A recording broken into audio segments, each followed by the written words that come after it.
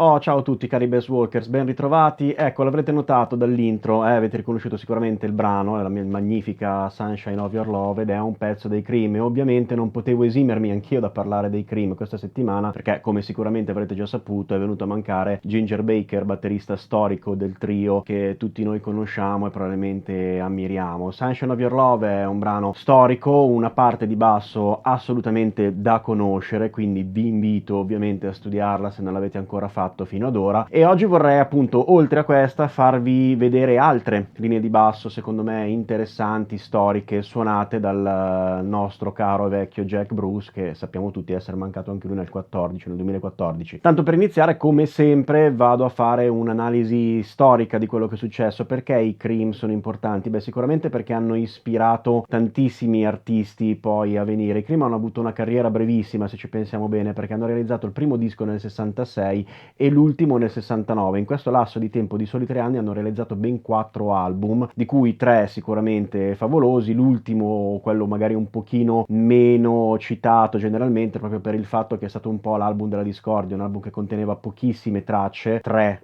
originali e poi qualche traccia live, ed è stato l'album che appunto proprio per la scarsità del materiale al suo interno ha portato la band al litigio e alla rottura. Partiamo dal primo brano che abbiamo sentito, Sunshine of Your Love. Ovviamente vi invito a studiarlo perché non l'avesse ancora fatto, un brano tutto sommato semplice, quindi abbordabile anche magari da chi è alle prime armi o comunque non è espertissimo. La cosa interessante di questo brano, come molti altri brani dei Cream e di Jack Bruce in generale e soprattutto dei 4 brani che andremo a vedere oggi, si basano su una pentatonica. Fondamentalmente sono tutti brani molto pentatonici, molto blues, ecco, anche dal punto di vista proprio dell'utilizzo della scala blues, e infatti se andiamo ad analizzare siamo in re e il riff si sviluppa in questo modo. Vedete, vado a prendere questo re su questa ottava, quindi sono al settimo tasto della prima corda, e la prima volta, le prime 2 volte anzi che esegue il riff, parte proprio da qui in alto.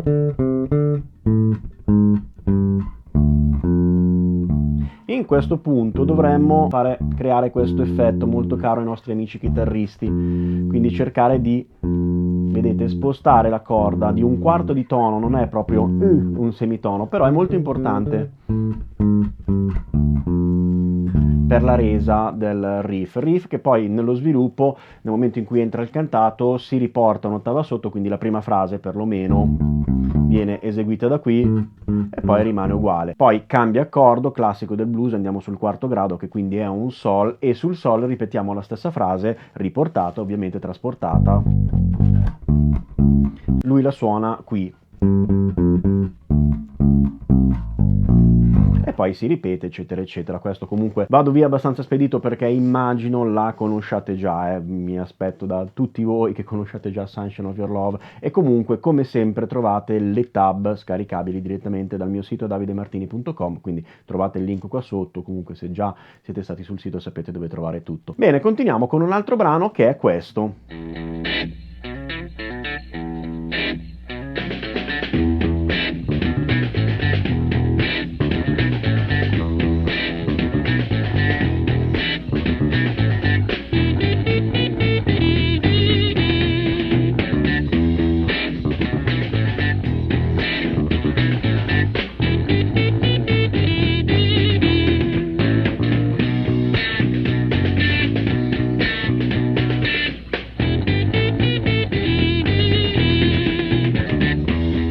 Ecco, questo brano si chiama Outside Woman Blues, è uno standard blues arrangiato da Eric Clapton e proposto sul secondo album dei Cream, che è Disraeli Gears del 1967. In questo caso possiamo comunque notare l'ampio utilizzo che si fa della pentatonica. Il brano è in Mi in questo caso e la frase si sviluppa, come potete vedere, su queste note. Ecco, questo tipo di esercizio secondo me è molto importante, cioè studiare un brano di questo tipo, perché possiamo vedere come la scala pentatonica, di cui abbiamo già avuto ampio modo di parlare, possa essere utilizzato con l'utilizzo solo della terza e della quarta corda, cosa che ovviamente è molto importante per noi bassisti, no? Quindi le linee di basso spesso e volentieri si sviluppano su queste 2 corde, lo sappiamo già, e vedete come si possono trovare delle idee molto interessanti. Quindi questo serve per dirvi che dovreste svincolarvi dallo studio di una scala come per esempio la pentatonica minore, sempre e solo in questa posizione. Andate, come vi ho già detto in passato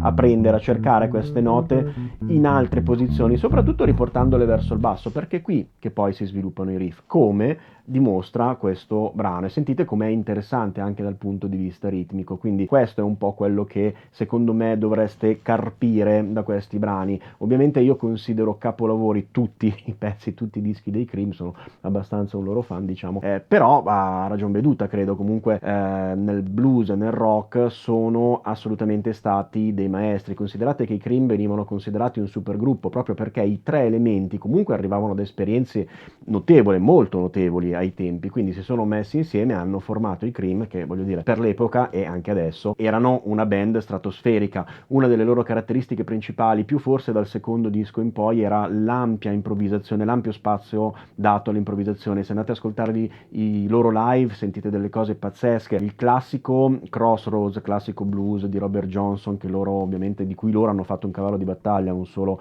memorabile di Eric Clapton. Se ascoltate quello che fa Jack Bruce dal vivo vi rendete conto di quanto è improvvisato, c'è proprio molto spazio per l'improvvisazione, direi. Quindi oggi analizziamo quelli che sono un po' i riff, i giri di basso classici, giusto per avere del materiale da suonare. Però una cosa molto importante da sapere a loro riguardo è proprio questo, che comunque sono stati uno dei primi gruppi a essere definiti, volendo vedere, anche vagamente prog, perché comunque seppur andavano a parare nell'ambiente del blues, molti pezzi erano proprio degli standard. Abbiamo visto Robert Johnson, c'erano brani anche di Muddy Waters sui loro dischi e altri standard ancora, però quando poi si davano al live creavano di quelle cose stratosferiche sia sugli standard che sui loro brani inediti. Andiamo avanti, ascoltiamo questo brano.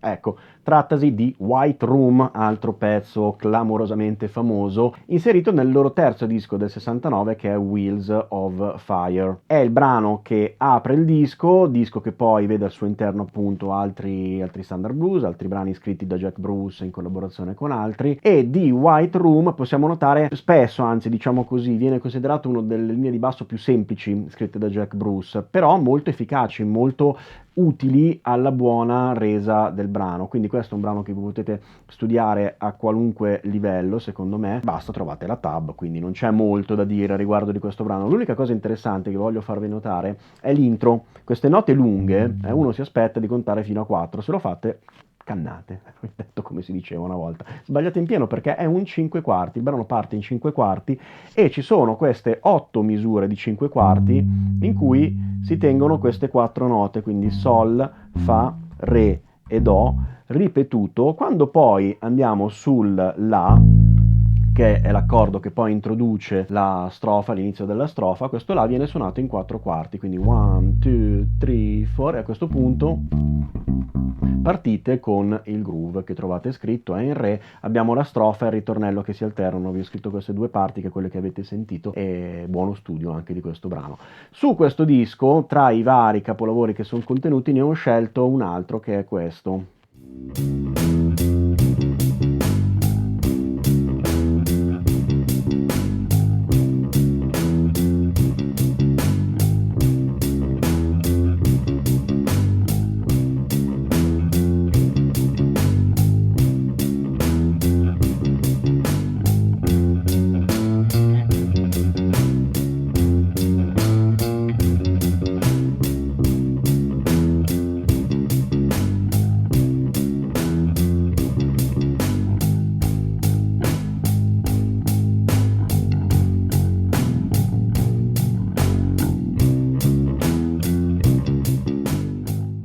Questo brano si chiama Politician, Politician, scusate la pronuncia, abbastanza improbabile. Comunque è un brano, a mio modo di vedere, meraviglioso. Ascoltatevi soprattutto le versioni live. Ovviamente io la parte che vi ho eseguito è per darvi del materiale da studiare, quindi l'ho semplificata parecchio e l'ho però suonata in re bemolle. Considerate che il brano dovrebbe essere in re, ovviamente accordati un semitono sotto, viene poi a risultare un re bemolle. Io l'ho suonata direttamente in re bemolle proprio perché secondo me è un buono studio il fatto di suonare in una tonalità non così canonica, anche perché è un brano che si basa fondamentalmente sempre su questo passaggio, quindi la nota che fa parte dell'accordo, tonica, terza e quinta, sempre anticipate dal semitono precedente, quindi questo approccio cromatico che crea questo effetto piacevolissimo a mio modo di vedere. Lo ripete questa cosa su tutti gli accordi, tranne che per il quinto, quarto grado, quindi poi ritornerà un finale del classico giro di blues, in cui semplifica un po' la parte. Ecco, attenzione, questa è la parte più o meno come suonata sul disco. Ascoltatevi parecchi live, c'è una bellissima versione in cui suona anche Jack Bruce direttamente con Gary Moore e la canta, e sono cose veramente meravigliose e vedrete quanto spazio dà all'improvvisazione, quindi come elabora questo giro di base facendolo diventare anche tutt'altro a un certo punto. Quindi questo a mio modo di vedere è un po' la sua caratteristica fondamentale, che era quello che ha fatto il sound dei Cream in quegli anni. Quindi andate ad ascoltarveli, basta, nient'altro. L'ultimo disco è uscito nel 69, come accennavo prima, ha un titolo che è tutto un programma, si intitola Goodbye, probabilmente il loro addio come band alla carriera musicale, carriera che poi ovviamente però ognuno di loro ha continuato. Di Eric Clapton, voglio dire, non c'è bisogno che stiamo qua neanche a parlarne. Il nostro caro Jack Bruce ha continuato a fare dischi, ha fatto se non sbaglio una dozzina di dischi solisti, ha collaborato con un sacco di gente, anche jazzisti, quindi si è buttato un po' anche in quel mondo, anche se poi in realtà il suo punto di forza era il blues, è lì che ha sempre un po', secondo me, dominato la scena. È andato avanti fino al 2014, credo, proprio all'anno in cui è morto, a produrre dischi, fare concerti, fare live, e nel 2014 ci ha lasciato. E purtroppo qualche giorno fa l'ha raggiunto anche Ginger Baker, andando a riunire quella che era la storica sezione ritmica dei Cream. E qui mi sento di chiudere anch'io il video, quindi studiatevi questi 4 brani. Se non conoscete bene i Cream, o se soprattutto non li conoscete per niente, andate a sentirvi i loro dischi, e se potete andate anche a cercare i dischi solisti di Jack Bruce, che sono comunque molto interessanti, e vedrete che comunque lo stile viene mantenuto, si sente proprio la sua mano, è un bassista veramente dallo stile veramente riconoscibile a mio modo di vedere. Non mi sono perso via oggi in discorsi sulla strumentazione, lui suonava un Gibson inizialmente, però se poi lo andate a vedere nei video più recenti vedete che cambia bassi come tutti del resto in quantità abbastanza industriale, quindi potete vederlo all'opera con qualsiasi strumento, anche se ai tempi dei Cream era abbastanza fedele al suo Gibson. Basta, nient'altro da aggiungere, buono studio, e come sempre quindi vi rimando alle prossime lezioni, ai prossimi video. Vi ricordo che tutto il materiale di cui abbiamo parlato oggi è scaricabile direttamente dal mio sito in formato PDF. Se non l'avete ancora fatto, iscrivetevi al mio canale, venite a cercarmi sui social, sono presente su Facebook, su Instagram, su Twitter e su qualunque altra diavoleria vogliate. E se invece non avete voglia di cercarmi sui social, come sempre dico, potete anche cercarmi a casa mia. Vi saluto anche per oggi, alla prossima, ciao ciao!